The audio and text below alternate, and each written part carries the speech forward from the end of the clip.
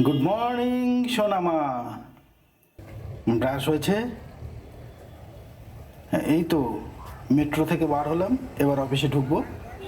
আমি তোমার জন্য ক্যাডবেরি নিয়ে ফিরবো, ঠিক আছে মা? টাটা। উম্মুয়া।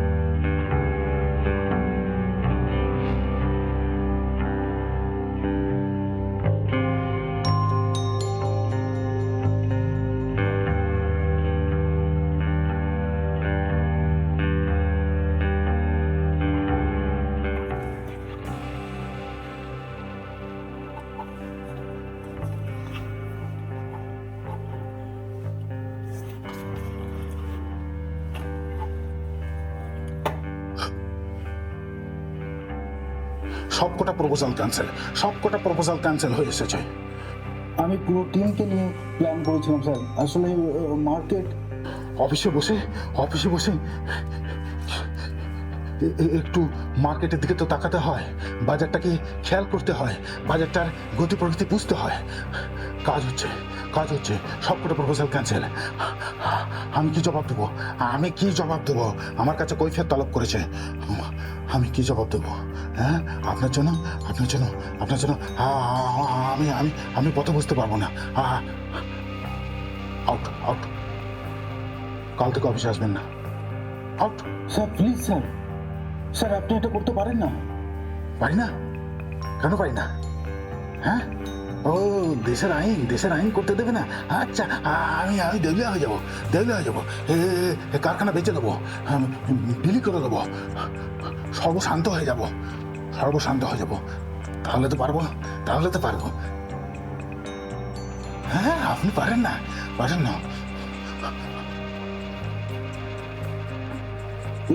একটু শান্ত হয়ে বসুন স্যার। কি করি স্যার আপনি এরকম নাচানাচি করছেন কেন? নাচবো। আমি নাগিন ডান্স নাচবো। আমি নাগিন ডান্স কেমন করে নাচ? আউট।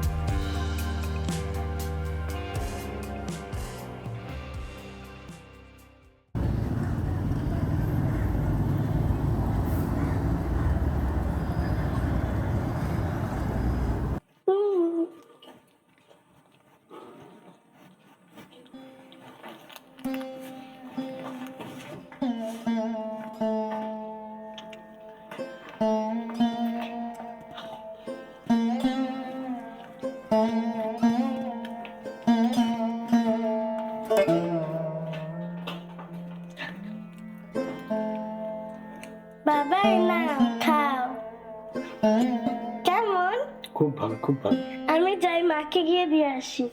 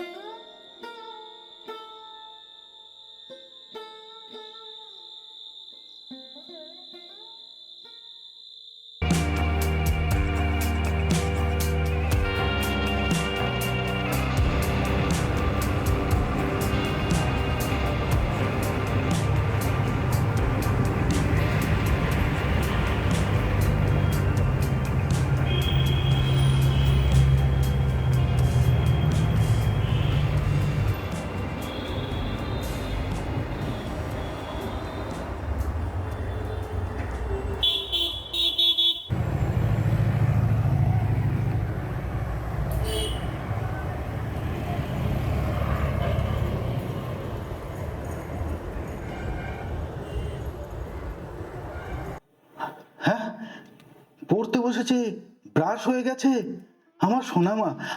আচ্ছা, আমি তার জন্য ক্যাডবেরি নিয়ে যাব। হ্যাঁ, ক্যাডবেরি খাবে না? কেন কেন? ও ও, বলছে বলছে দাঁতে পোকা হচ্ছে। না না, সে খাবে, সে খাবে। আমি নিয়ে যাব, তুমি বলে দিও, তুমি বলে দিও।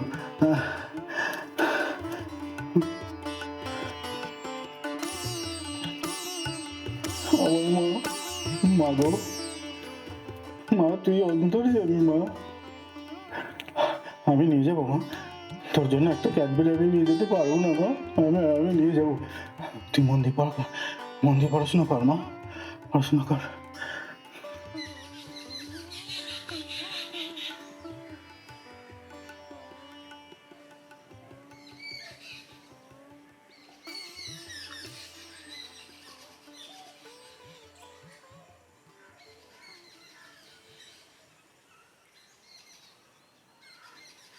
যাত্রিক, তুই তুই কলকাতায়?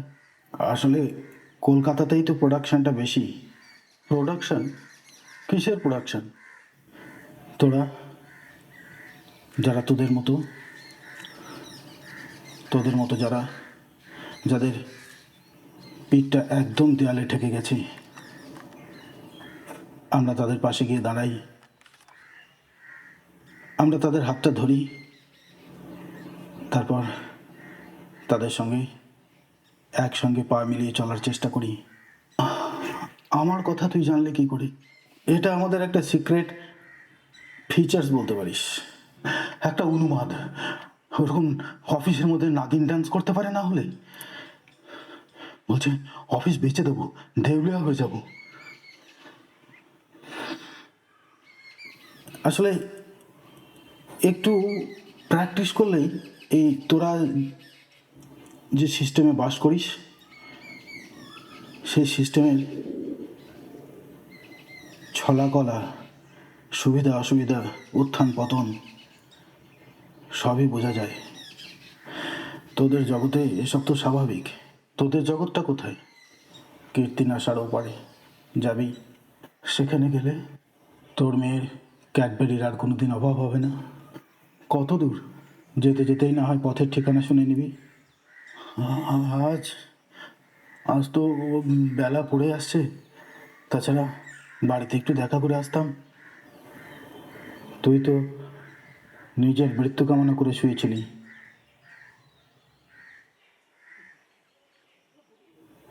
তোর কামনা যদি মিলে যেত, তুই রাত্রেই যদি মারা যেতিস, সেক্ষেত্রে এতক্ষণ তো তোর দাহ হয়ে যেত। কার সঙ্গে দেখা করে আসতিস তখন, সুধীরলাল? তুই এসব, আচ্ছা আচ্ছা।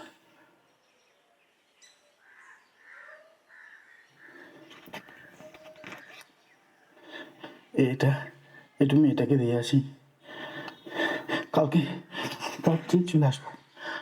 আসবো বই কি, বাঁচতে হবে না? বাঁচতে হবে তো, বাঁচতে হবে তো।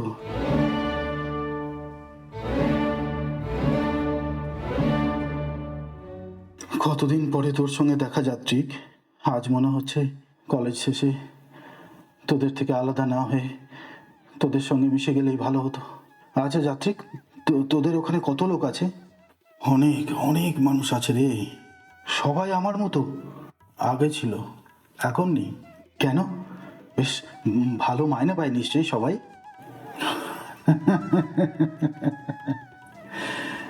টাকা পয়সাই নেই তা মাইনে? টাকা নেই, মানুষ খায় কি? তুই টাকা খাস? না, টাকা দিয়ে কিনি। ওখানে কিনতে হয় না। কি বলছিস? চল, দুদিন পরে নিজে সবই বুঝে যাবি।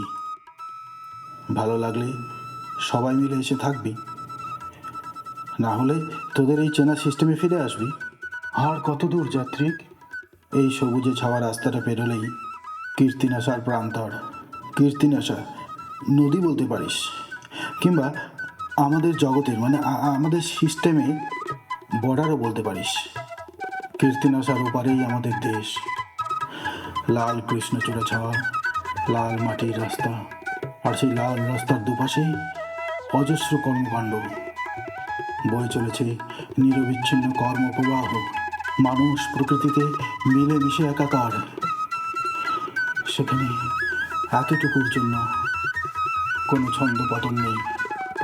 অনেক পথ চলতে চলতে ধীরে ধীরে সময়ের বিবর্তনে গড়ে উঠেছে কীর্তিনাশার ওপরে এক নতুন জগৎ।